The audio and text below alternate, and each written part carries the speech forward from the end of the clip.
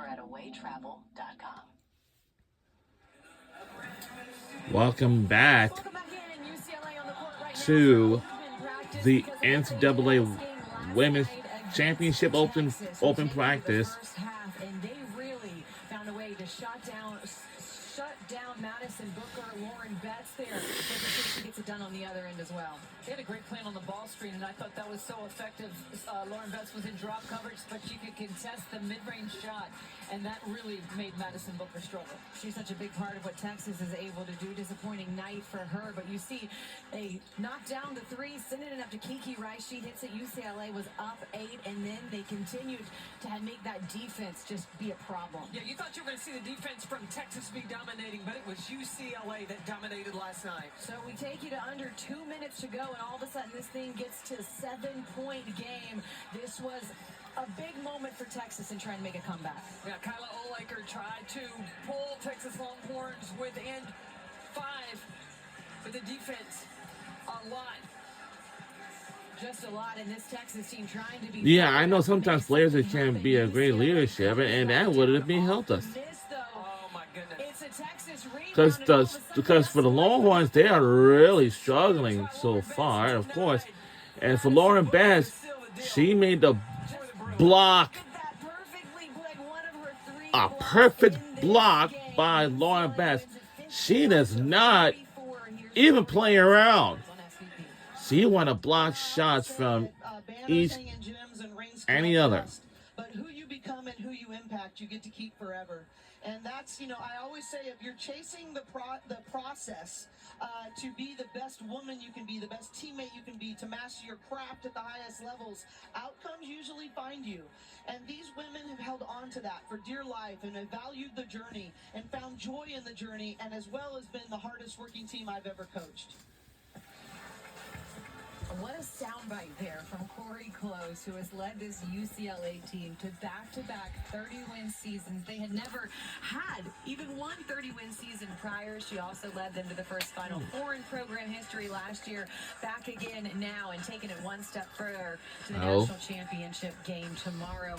Can we go back to what she said, though? Banners hang in gyms, rings collect dust, but who you become and impact you get to keep forever. I want to put that on a banner somewhere. On a t-shirt, where it's somewhere I can look at it every year, but she has been a true believer in your focus should be the process, not what you're looking for or chasing at the end. If you do the right things along the way, that will take care of itself. Especially now in this age of NIL and transfer portal. She was able to keep her team together, most of them for 4 years, and then bringing in just the right people that are going to fit with what their culture is. She has won 70% of those games as UCLA's head coach, and of course, trying to win the big one tomorrow. You mentioned all of those players that she brought back and the impact that they've had all season long, but especially last night, the seniors from UCLA, they really stepped up in a big way. All 51 points from the Bruins on Friday were scored by seniors. You got to feel pretty good heading into the championship game when you got that kind of experience in your locker room. Being a senior is just different. You know this is it for you. You got no more chances. This is the one. You got to make it happen this year.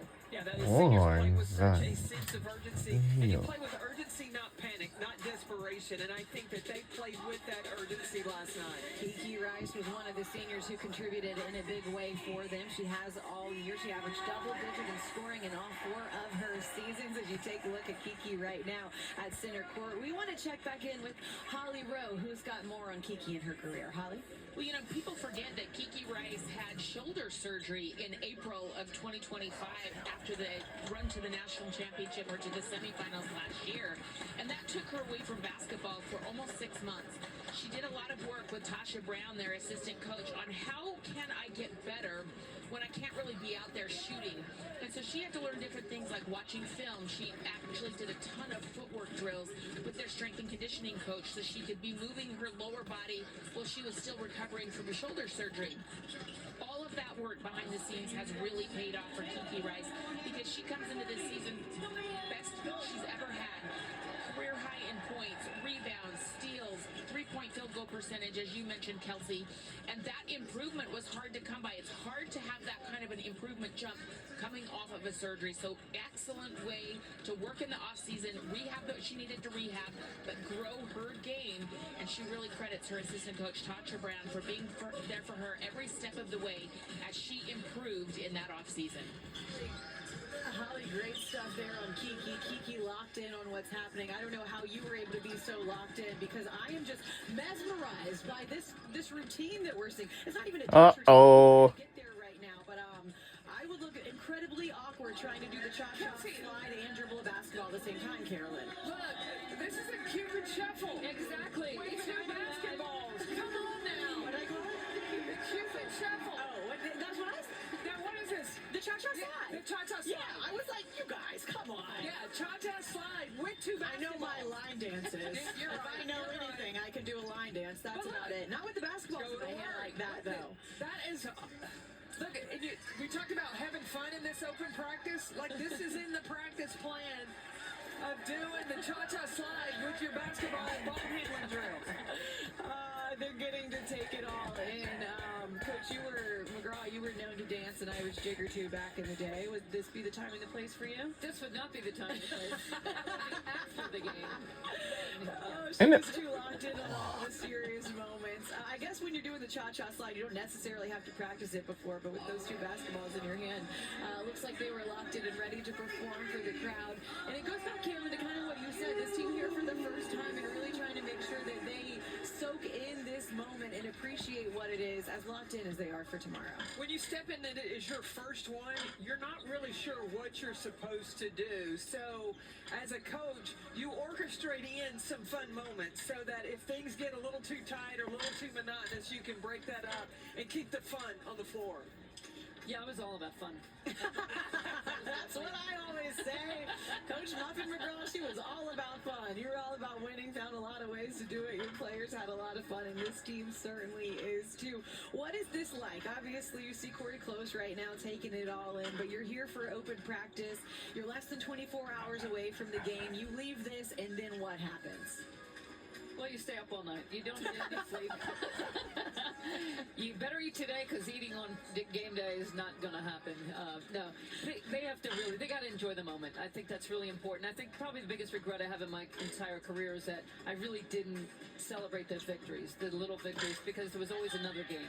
And sometimes when you lose that last game, you don't feel like celebrating. So I think taking it one game at a time and really appreciating. You know, first you got to the Final Four, and now you want to get. Now you're playing for the national championship. It's kind of what you've dreamed about all year long. So let's enjoy the moment. Muffet, you got some making up to do because we celebrated every victory along the way.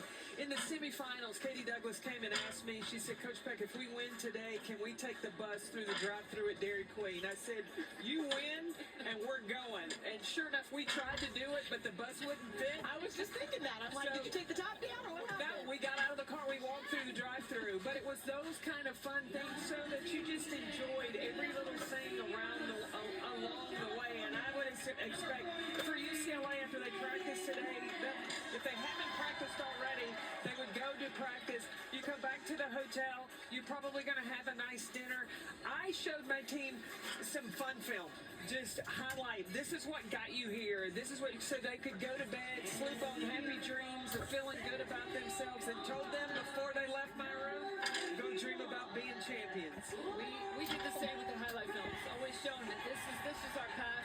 These are some great moments along the year, and really just trying to keep them positive. I would say, though, for this UCLA team, us saying enjoy the moment, that is not like this is a Cinderella team that's so happy to be here, and they should just soak it in. This is a team that had an argument to be the #1 overall seed. UConn, of course, was the #1 overall. UCLA was #2 overall, but they are battle-tested. The schedule they played this season was a gauntlet that got them ready for moments like this. I think a really good argument that they were the #1 seed. It's looking pretty good right now. Well, wait a minute. Can we go back? Because Muffet McGraw sent out a tweet or whatever you call it now on X and made the argument that UCLA should have been the #1 overall #1 seed. Well, the two teams that are remaining today, they made that tweet facts.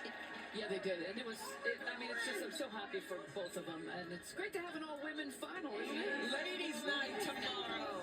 Ladies' afternoon tomorrow, 3:30 ABC Eastern Time. It'll be 12:30 here when we tip-off in Phoenix. Phoenix hosting the Final Four for the very first time, the 44th ever championship coming your way tomorrow. Will it be Lauren Betts and UCLA, or will it be South Carolina? We cannot wait for all of the action. Meanwhile, we got more to get to on the other side of this break. Maybe I'll have Carolyn and Coach McGraw up here doing the cha-cha slide. I don't know if we can do it with basketballs in our hands on this desk, but we'll see what we have. But actually, don't go anywhere. Don't worry. I'm not going to make them dance. We're all UCLA on the other side of this break.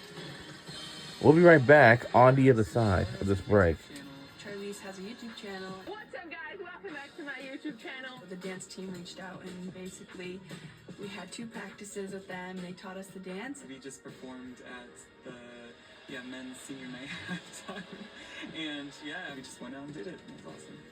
UCLA men's basketball putting on a show in the first half, and then women's basketball putting on a show at halftime. They have found a really healthy balance, which has really been fun for me to see.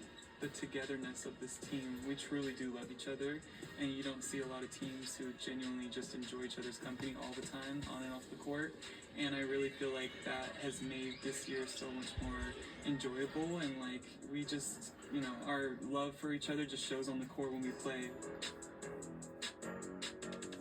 We'll be right back on the other side once again.